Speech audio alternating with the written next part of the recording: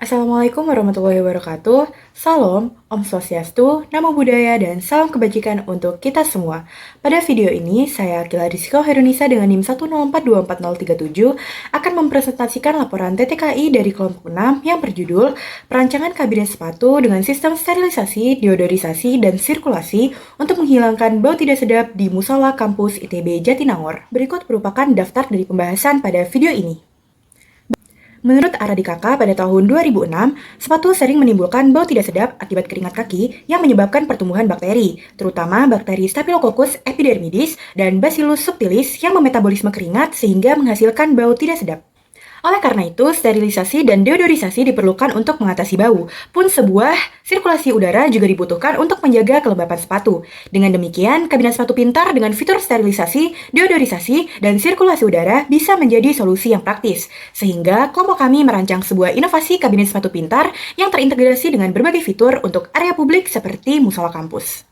Sehingga terbentuk sebuah rumusan masalah, yaitu yang pertama, faktor apa yang melatar belakangi pentingnya perancangan kabinet sepatu dengan sistem sterilisasi, deodorisasi, dan sirkulasi. Selanjutnya, bagaimana perancangan kabinet sepatu dengan sistem sterilisasi, deodorisasi, dan sirkulasi untuk menghilangkan bau tidak sedap di musola kampus ITB Jatinangor. Dan yang terakhir, bagaimana dampak perancangan kabinet sepatu dengan sistem sterilisasi, deodorisasi, dan sirkulasi untuk menghilangkan bau tidak sedap di musola kampus ITB Jatinangor. Ruang lingkup dari hal-hal yang dikaji pada laporan kami yaitu yang pertama kabinet sepatu, selanjutnya sistem sterilisasi, deodorisasi, dan sirkulasi udara pada kabinet sepatu, bau kaki pada sepatu, musola kampus di ITB Jatinangor, serta perancangan dan dampak dari kabinet sepatu pintar. Sedangkan tujuan dilakukannya penelitian ini yaitu mendeskripsikan latar belakang pentingnya kabinet sepatu pintar, selanjutnya juga untuk menjelaskan rancangan kabinet sepatu pintar, dan yang terakhir menganalisis dampak penerapan sistem kabinet sepatu pintar di musola ITB kampus Jatinangor.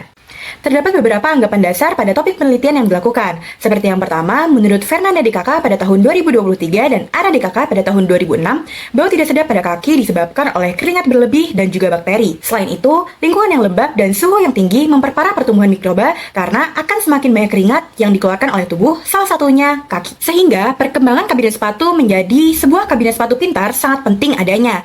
Menurut Ki DKK pada tahun 2024, kabinet sepatu telah berkembang dari penyimpanan sepatu biasa menjadi sebuah sistem kabinet sepatu pintar yang memiliki fitur sterilisasi, deodorisasi, bahkan telah terintegrasi dengan artificial intelligence. Pada percobaan yang dilakukan oleh Hollander pada tahun 1995 dan Sinta Dewi pada tahun 2009, sinar UV terbukti efektif membunuh bakteri, salah satunya bakteri penyebab bau kaki. Namun, efektivitas ini bergantung pada luas, intensitas, jarak, waktu, serta jenis bakteri. Sedangkan deodorisasi menurut Savitri dan Mulyani pada tahun 2023 yaitu sebuah proses menghilangkan bau dengan bahan pengharum, penyerap, atau antimikroba. Beberapa bahan alami seperti kopi dan jahe terbukti efektif sebagai antibakteri dan deodorisasi. Adapun sebuah exhaust fan dapat menjadi fitur sirkulasi udara pada sebuah kabinet sepatu pintar. Menurut Mouska DKK pada tahun 2013, exhaust fan efektif untuk mengurangi bau. Maka, kombinasi dari sebuah exhaust fan dan alat pembersih udara maupun alat deodorisasi dapat meningkatkan kualitas udara.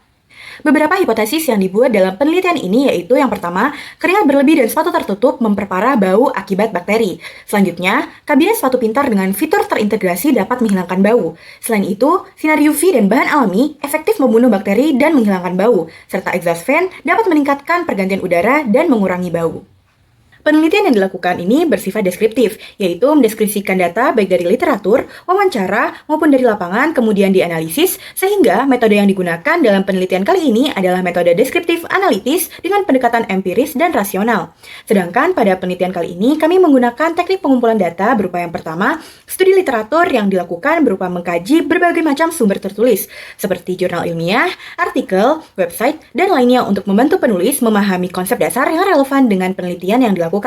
Selain itu, observasi lapangan juga dilakukan dengan melihat kondisi tempat penyimpanan sepatu dan mengamati perilaku pengguna musola kampus ITB Jatinangor. Adapun, wawancara juga dilakukan secara daring kepada beberapa mahasiswa pengguna musola kampus ITB Jatinangor untuk mendapatkan informasi mengenai pengalaman mereka dalam menggunakan fasilitas musola, khususnya terkait penyimpanan sepatu. Penulisan laporan penelitian ini terbagi menjadi 4 bab, yaitu pendahuluan, teori dasar kabinet sepatu, analisis perancangan kabinet sepatu, serta simpulan dan saran. Terdapat beberapa teori dasar yang digunakan dalam penelitian ini. Menurut Naikun DKK pada tahun 2016, kabinet sepatu konvensional belum efektif mengatasi bau karena tidak memiliki fitur sterilisasi, deodorisasi, dan sirkulasi udara.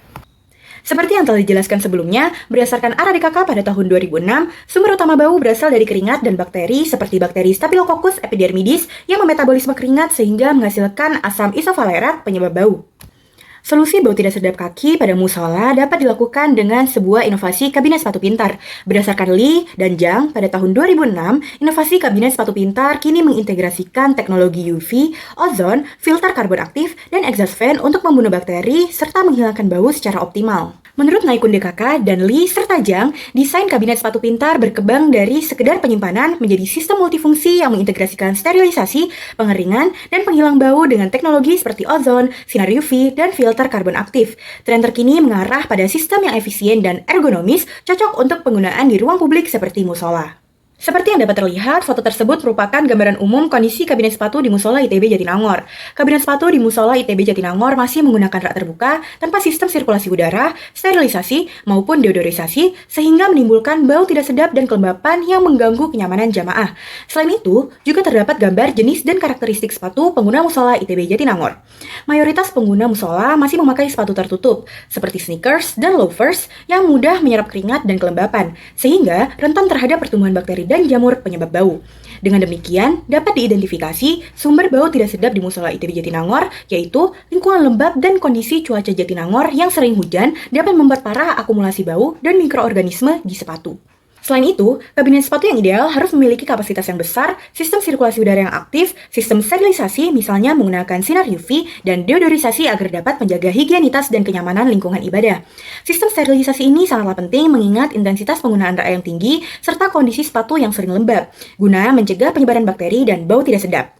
Tak hanya sterilisasi, kabinet sepatu di musola juga memerlukan sistem deodorisasi otomatis dan sirkulasi udara yang aktif untuk mengatasi bau tidak sedap dan kelembapan yang mengganggu kenyamanan jamaah. Dalam pemilihan alat dan bahan untuk prototipe, kelompok kami mempertimbangkan beberapa hal. Material plastik polipropilen dipilih karena ringan, tahan lembab, dan ekonomis. Selain itu, sumber daya baterai 12 volt dipilih karena memberikan fleksibilitas penggunaan. Terdapat 3 konsep alternatif pengembangan kabinet yang masing-masing mempertimbangkan variasi teknologi deodorisasi, sirkulasi udara, material, sumber daya, dan metode sterilisasi untuk menyesuaikan kebutuhan dan biaya yang ada. Pada tahapan perancangan dan implementasi, dilakukan evaluasi desain menggunakan division matrix berbobot untuk menghasilkan pilihan prototipe dengan fitur deodorant spray, exhaust fan, dan sinar UV yang mudah digunakan dan efisien. Sedangkan, terdapat kendala utama dalam biaya dan keterbatasan komponen. Namun, hal tersebut dapat diatasi dengan memodifikasi material dan desain yang digunakan, sehingga prototipe tetap fungsional dan merepresentasikan konsep kabinet sepatu pintar. Kabinet sepatu pintar ini diharapkan menjadi solusi inovatif yang efektif meningkatkan kenyamanan lingkungan ibadah di musola ITB Kampus Jatinangor. Kesimpulan yang didapatkan dari penelitian yang dilakukan yaitu bau tidak sedap di musola ITB Jatinangor disebabkan oleh keringat dan bakteri pada sepatu tertutup yang lembab. Rak konvensional belum efektif karena tidak memiliki fitur sterilisasi, deodorisasi, dan sirkulasi udara. Kabinet sepatu pintar dengan sinar UV, penyemprot alami, dan exhaust fan dirancang agar ekonomis, fungsional, dan sesuai kebutuhan pengguna sehingga dapat meningkatkan kebersihan dan kenyamanan musola. Sedangkan berdasarkan penelitian yang dilakukan, beberapa saran yang dapat disampaikan oleh kelompok kami berdasarkan laporan yang dibuat yaitu pengembangan prototipe lengkap dan pengujian langsung di musola sangat diperlukan. Disarankan memakai material ramah lingkungan seperti bioplastik dan komponen elektronik yang hemat daya. Untuk masa depan, integrasi teknologi IoT atau Internet of Things seperti kontrol aplikasi dan pemantauan kualitas udara dapat meningkatkan fungsi kabinet sepatu pintar. Berikut merupakan kode QR yang dapat dipindai untuk membaca lebih lanjut daftar pustaka yang dipakai dalam membuat laporan penelitian ini. Terima kasih.